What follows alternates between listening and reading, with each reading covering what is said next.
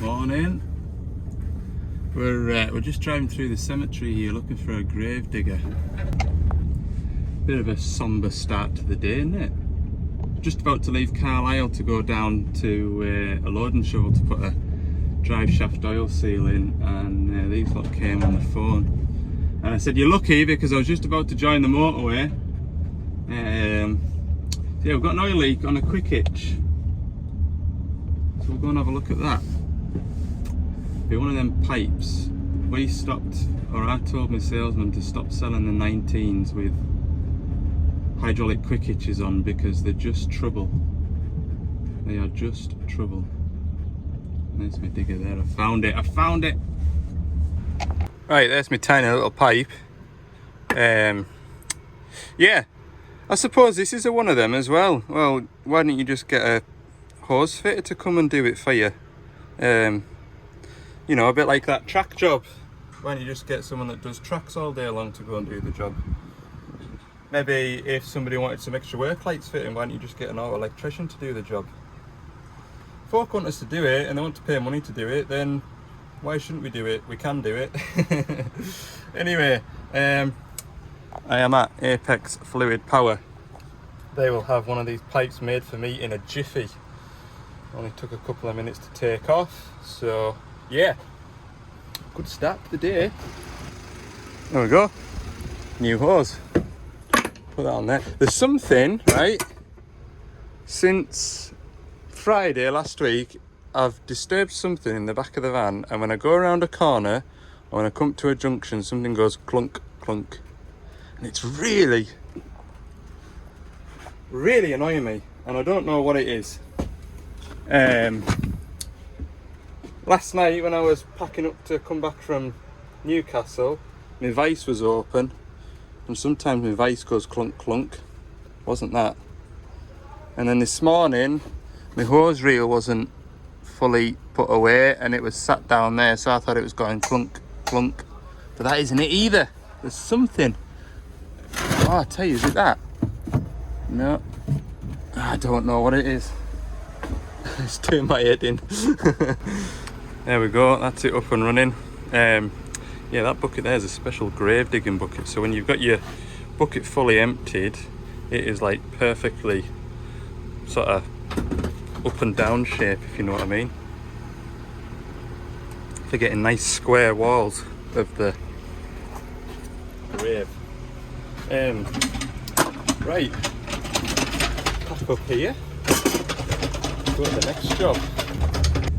So welcome back to Ali's Digger Diary. It's Wednesday. As you've just seen, I've snuck that little job in there. I was literally just about to leave Carlisle and they caught me and I swung in there. I was literally 3 minutes away from where that was. I am heading to South Lakes to put a seal on the front axle of a DL420 shovel.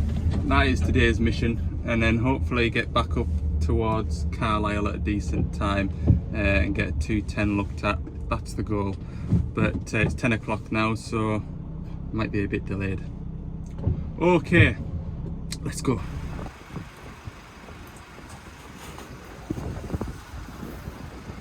I'm not going to enjoy this.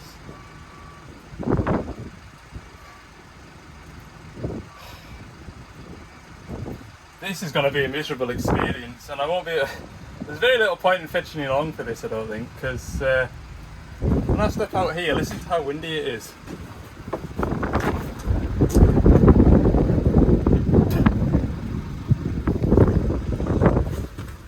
Oh man. I'll show you little clips, but I'll keep it brief, because otherwise all you'll hear is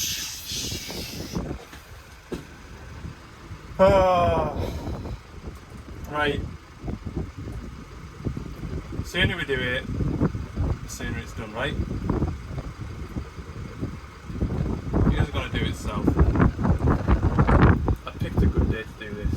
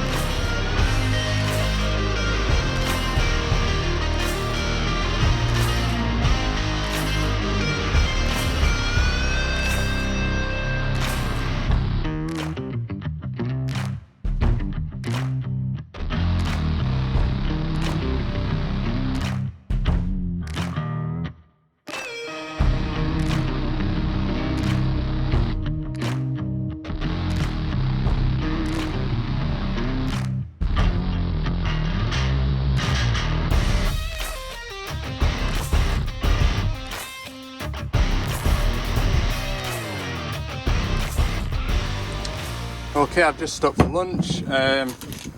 Before lunch I thought I'll just get this yoke all cleaned up. Nice and new looking. I'll press her on again. I'm just checking for any damage to this bit. This is where the seal runs. Not too bad. This is the new seal. Here. Now that needs to go in a certain way, and I'll show you in a minute when I get it out of the bag. So this seal has a dot there. I don't know if you can see. Probably not clear enough, but there's a tiny little pinprick in that, and that is to allow it to breathe apparently.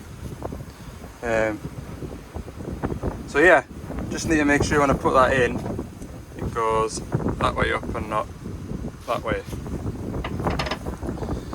So what do I need to do? I need to get some equipment to get that old seal peeled out of there. I think I used a crowbar last time. Ta-da! That didn't take any fighting to get that out. Yeah, I don't know how well the camera picks it up, but just around here it's a little bit distorted, but it's also a bit chattered. So I think it's been running out of here. That's the top mark there, look.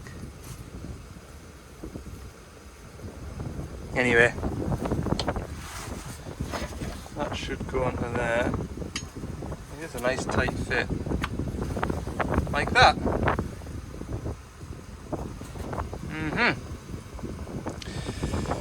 So we'll get this tapped back in gently.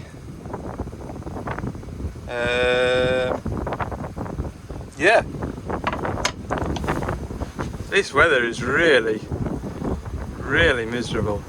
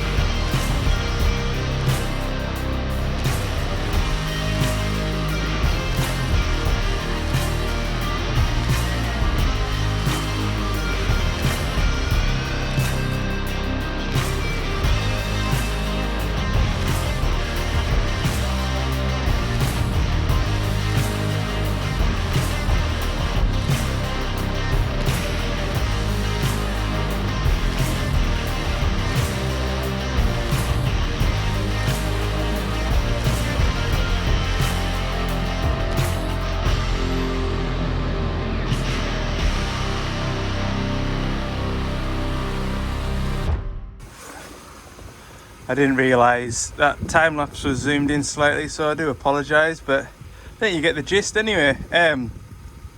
Occasionally there's a splash of rain that gets down and runs down onto here, and I think, oh no, I've not stopped the leak, and then I realise it's just water because everything is dripping wet. Oh Lord, I love my job. That's not been bad, that. I mean, it's not been bad. Could it have been better? Yeah, definitely. But I'll be glad to get out from under here. Anyway, I'm going to have a look at this auto greaser next. That's the next job on the list, and then see what time it is. Right, it is 2:30. That's finished. Auto greaser's sorted. Tell you how I fixed that. Put a whole new blooming unit on it. So that's pumping grease, as you'd expect. I topped up the axle oil. It didn't take as much as I expected it. Well, it wasn't as not as much lost as I expected. It's about there-ish. Hey, there's my phone ringing again, look. Right, hang on. Alright, there it goes. Anyway, bye-bye shovel. Yeah, so the next bit I'm heading to is up the coast, an hour and a half. So I should be there for, what's it now, 2:30, 3:30. 4 o'clock. I should be there for 4 o'clock. And that is literally a 10-minute job. I don't expect the weather to be any better up there, especially not right on the coast. So yeah, that is, what is that? That is an ambient temp sensor fault. You've seen me do a few of these now, and it seems to be a thing with the 210s. This will be the first one it's had, so make of that what you will. So yeah, I'll see what it's like there, but I'll be honest with you, by the time I get there and do that, I'll be wanting to get in the van and go home. Right then, environmental temp sensor, drift error. And that is the environmental temp sensor. That's the new one. Unplug it, line a new one in, see how long it lasts. Ugh. They seem to be a bit dicky on these 210s, I don't know why, but yeah, just change them and then they're okay. And then some of them, there's only one that I've been back to for another one. There's some gear about, look at that. Big crane, look at the cab all the way up there. I'd want an elevator to get up there. Big log loader there. Anyway. Hey, what a productive day it's been. 4 jobs ticked off the list today. And a hell of a tour of Cumbria. I've done a really big circle. If I get my Google Maps up, I'll show you the big circle that I've done. Where are we? Yeah.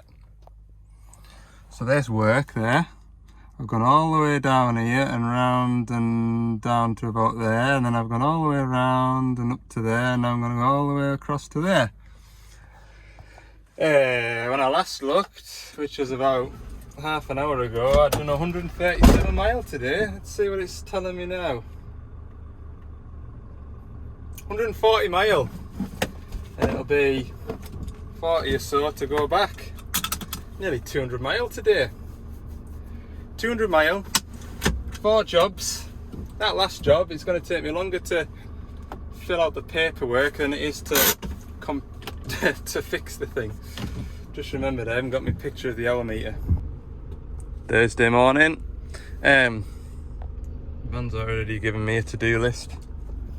Just gonna empty out the stuff from yesterday, load up with a DX210 service. I'm sick of this rain. The rain that we've just had there now. Oh, I hope it's not following me around today. I really do.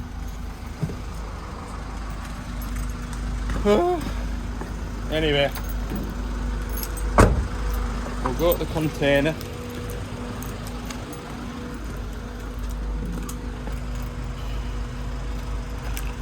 What a miserable day.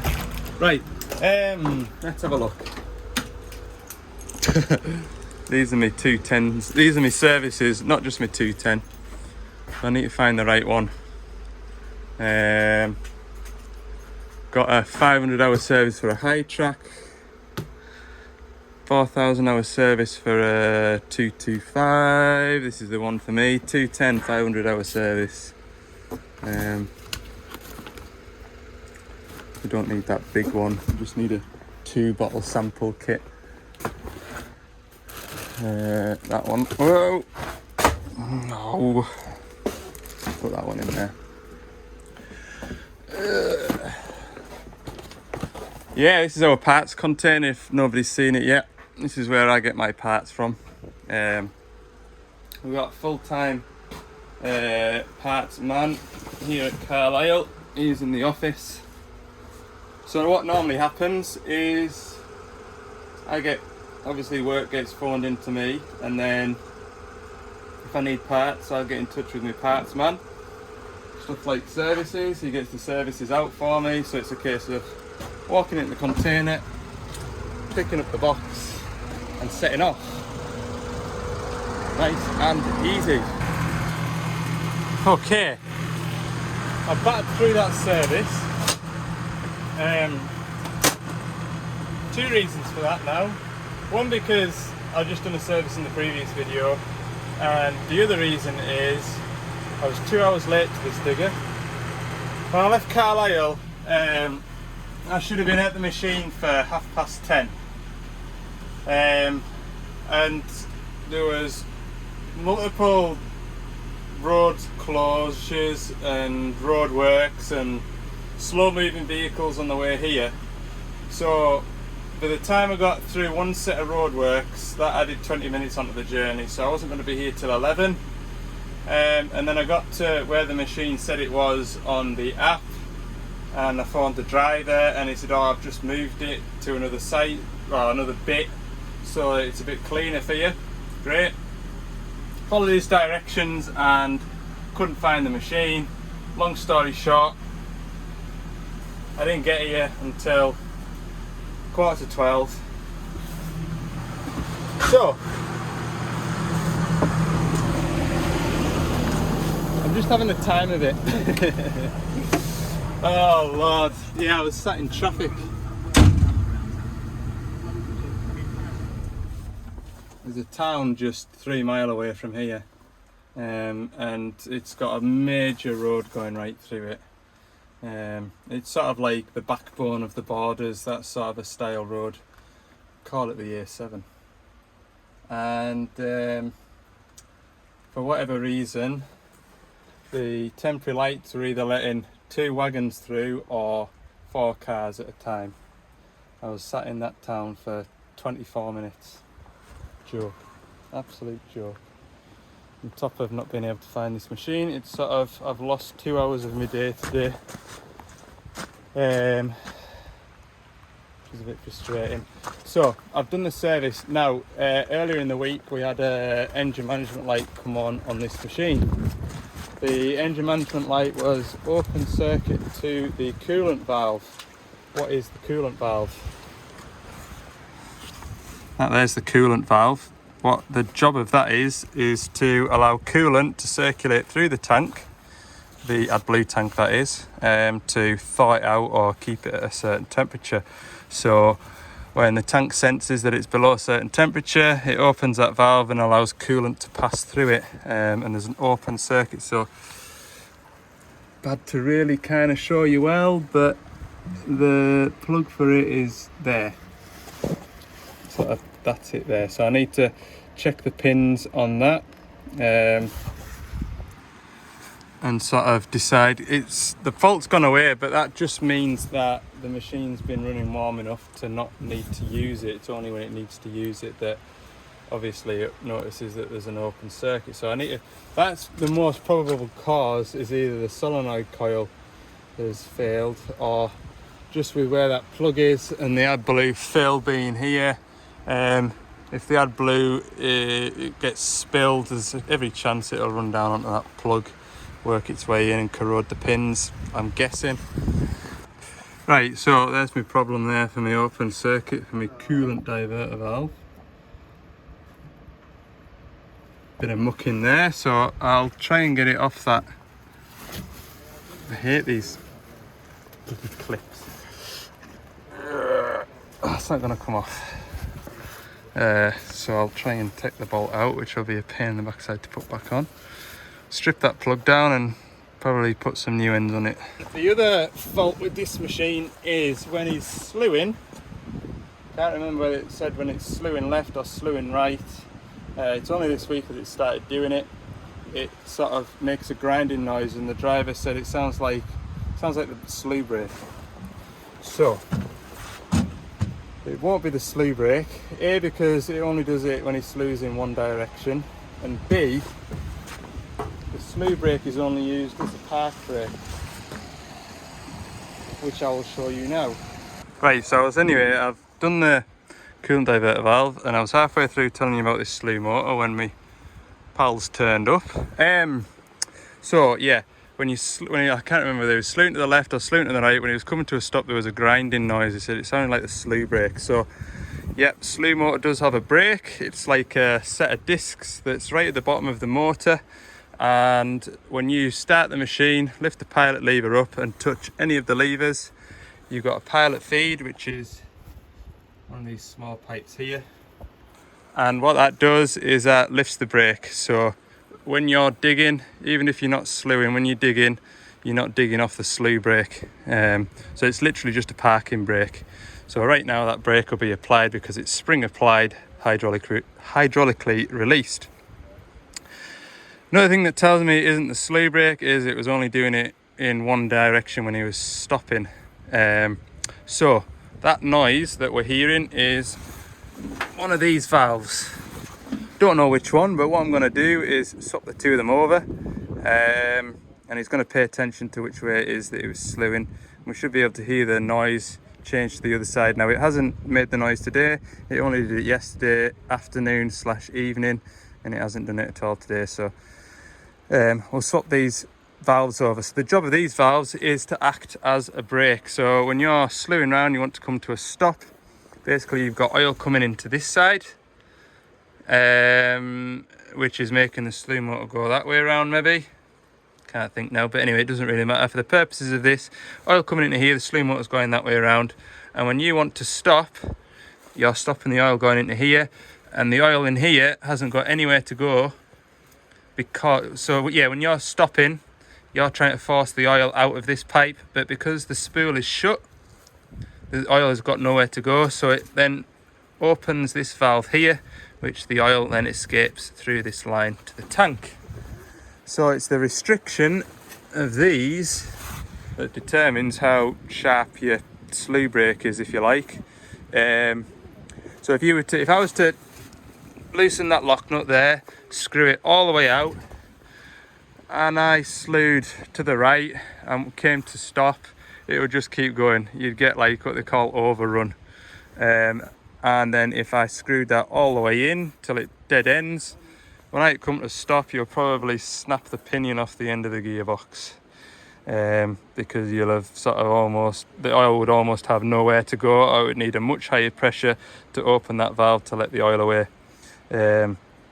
So when you've got a slew problem, either your slew motor is running on but it's only doing it in one direction, chances are it'll be one of these cartridge valves here. And that is the same idea as one of these here, port relief. But so yeah, on the valve chest, the slew won't have a port relief. It uses them. Okay, so I'm going to swap them over and see if the fault goes to the other side when he's back on it loading tractors and trailers. Right, that's what the cartridge valves look like. So when it's noisy, it's probably just chattering away. So I've swapped them over. When he goes back, like I say, back to loading tractors and trailers, if it's doing it when it's going back to the heat rather than stopping over the trailer, then we know it's definitely one of these. That's the plan anyway. Okay, next job is about an hour away, but the first part of call is to get some lunch because I am hungry. I need to go up a farm lane to where this digger is and it's just started absolutely throwing it down. Marvellous. Somewhere up in this direction, he said. Keep following your nose and you'll find it. So that just depends which way you're looking, doesn't it? But this sounds about right, up this lane. And some sort of, I hope it's not a bad lane. Okay, I've got here. So yeah, the customer sent me a picture last week saying, could you send me a rubber bung send me one of these please, because it's leaking oil. And I sort of looked at the picture and then looked at it again. I was like, well, that's the bell housing. We shouldn't have any oil of any description in there. It should be dry. So I sent him a message back saying, right, this is really important. Is it black oil that's coming out of there, or sort of clearer looking oil? Well, it's clearer oil. I says, right, your hydraulic pump is putting oil into the bell housing. So, as you can see, it's leaking. I need to, now, cards on the table. This pump is bigger than I remember. I'm sure on the 85s the pump is actually smaller, although it's maybe just my imagination. but that is bigger than I expected it to be. I'm hoping that it'll come back far enough to not hit the counterweight. What else am I hoping? I mean, if it does, I just need to unbolt the pilot pump here, and then it'll come back even further, so it's not really a problem. The biggest issue I'm going to have is the weight of the damn thing. And another problem is I thought the feed pipe, the hydraulic, well, the pipe that comes from the tank to the pump, I don't know why, but I just thought it was that kind of style of an idea, 4 bolts like that on a smaller flange, but it's actually a great big rubber pipe down there that sort of sweeps up. So I'm gonna have to cap the tank off, and I'm just on the van looking for a decent sized plastic carrier bag, just to cap it off. Then I'll just lose what's in the suction pipe. So yeah, I found that one, but I've got a feeling that one's going to be too small. So yeah, I'm going to have a ratch for that, but it's actually, I'm not going to lie to you, it's a bigger job than what I thought it was going to be. Don't know why, but I just thought it was more the size of the air filter, the pump, which it'd be heavy, but I could swing that out on my own. But I think I'm going to have to get the farmer to come up and sort of jostle it about a bit, possibly. We will see. Right, let's get on with this job, shall we? Be lovely up here on a nice sunny day, wouldn't it? The tank's all capped off, and I wasn't sure because it wasn't. Normally I like to use those parts bags because they're nice and heavy and they don't rip very easy. But anyway, I found a bag and it seems to have stopped the flow because there's no oil coming out my suction pipe anymore, which is good. So by the look of it now, I've got, depends how I do it I suppose, but 1, 2, 3, did I count that one? 1, 2, 3, 4, 5 pipes to take off, 2 bolts, slide it back, lift it off, chuck it in the van, go home. That's the goal. It's 3:30 now.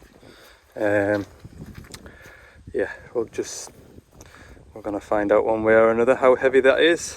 I'm not going to try and kill myself taking it out. If it feels like it's going to be too heavy, I'm going to phone the farmer. He was up and down here on the quad bike earlier, and he said he'll quite happily pop back up and give us a hand, just give him a shout. So there's no point hurting yourself.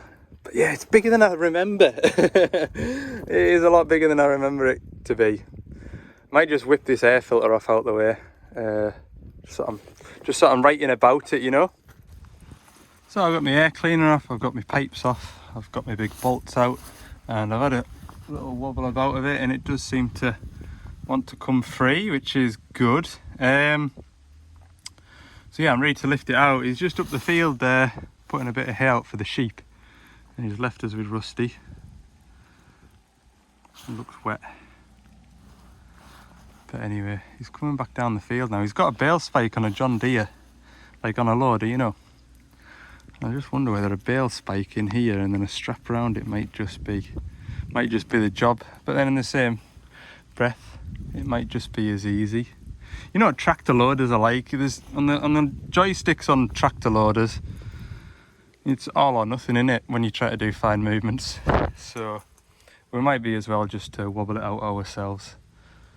Anyway, I think it's coming back over that brow of that hill in a minute. I'll give it a wobble out a bit further, see how far it's going to come. There we go, it's out. And I'll be honest with you, I can probably peel it out of there, no bother at all. So maybe putting it back in I might need a hand, we'll see. But I think I'm just going to peel that out and chuck it in the back of my van. Maybe clear a space in this track in case it's heavier than I thought. And lump it out of there and onto there, and then maybe get a hand into the van, we'll see.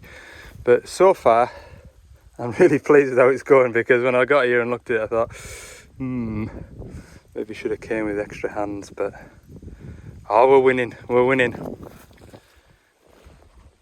I tell you what, while I remember, and I'm on the subject of sort of taking things as they come, A few of you had commented in the previous video that GCS Machineries had mentioned me in one of the videos.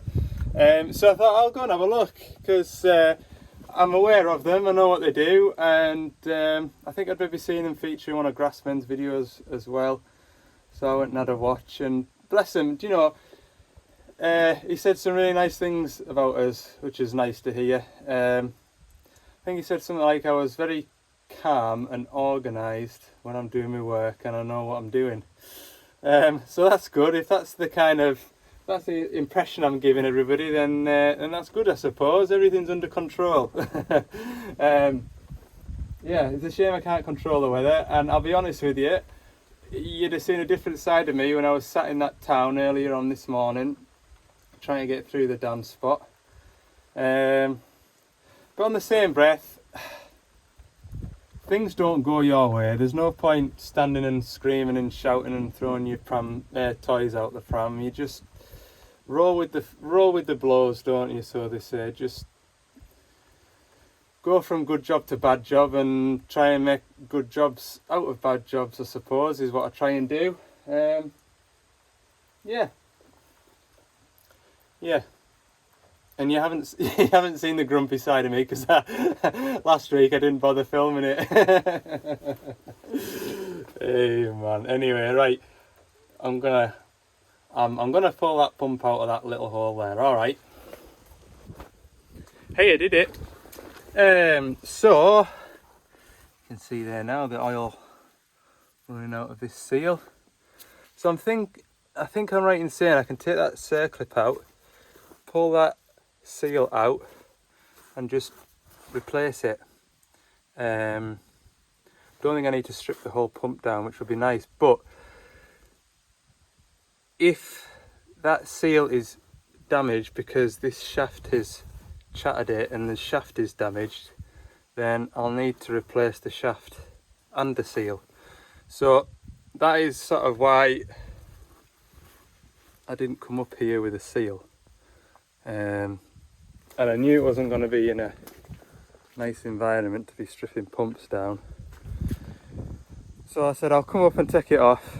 I'll take it back to the workshop, assess it, fit the parts that we need, and come back and refit it. He also wants the machine serviced as well, so yeah, we'll do all that. Right, I need to make this area and this area watertight. I don't want any muck and rubbish getting into there. Yeah, you can see that bell housing's got oil in it to about here. So when that's spinning round, it's just flicking it everywhere. There's a bit of muck there, look. Probably be worthwhile I've come this far getting an O-ring for here. It does still feel like it's sitting proud, but it won't do any harm replacing that. Right, see if we can find a smaller bag. In fact, that filter bag that I had earlier, I'm going to put that the pump. I'm going to put the pump in this bucket. Well, I can put a strap around from here around to my shelving, and then that'll keep the bucket in place. This bucket doesn't slide around in the back of the van, believe it or not. You can see as far as it's ever moved to. But I think with a bit of weight in, it might be more inclined to go that way, and it might cope the bucket over, and there's a little bit of oil in there which I don't want skittered about all over the parish. Yeah, I'm using some Cumbrian colloquialisms. Skitter, parish, all over the parish. You southerners won't know what I'm on about. Right, I'll slide that over there. I need a little one for that one. Yeah, so I got that pump in the back of the van, and then the farmer came back from feeding his sheep, and I think he was half disappointed he didn't get to join in the fun. Anyway, I've been talking away to him. He's a lovely fella. So it is now. It is 4:20. I suppose if it wasn't for those roadworks and losing a digger, then I'd have probably been halfway home by now. But that's just the way it goes sometimes. How far is it home? 78 miles. This will tell you, right, the sorts of roads in the area that I cover, right? So, from Carlisle to Glasgow, it is 99 miles. Call it 100 mile. And I can get from Carlisle to Glasgow comfortably in an hour and a half. And that's 100 miles. From here to home is 76 miles, and it's going to take me 2 hours. Madness. Right, now then, he told me to keep to the right. I got a bit bogged down in this soft bit on the way up here, and he says, oh, if you keep to the right you'll be okay. So there we go, and I'm slipping back down in the bit where I nearly got stuck. We're off again. Yeah, it's not been a bad day.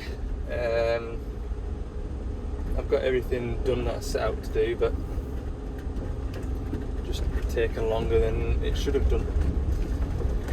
So yeah, no, thanks for watching. I'm gonna drive home and I'm gonna listen to some podcasts. I've got 2 hours worth to listen to, so I'll be well educated on history. I'm into my history podcasts at the minute. I'm learning stuff. That's what I'm doing. I'll enjoy the scenery, no doubt. Okay, I'm just talking for the sake of talking. I'll probably cut a lot of this out. Thanks for watching, and I'll see you in the next video.